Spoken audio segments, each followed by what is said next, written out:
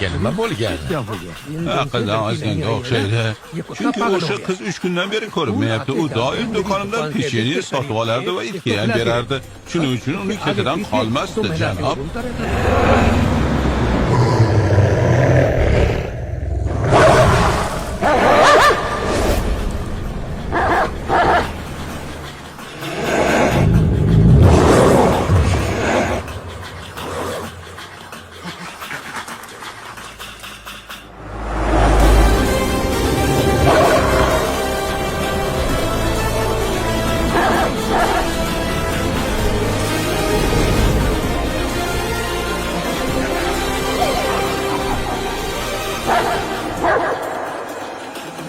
Ketdik, Ramsevar. Itni ham olib ketamiz. Negasi?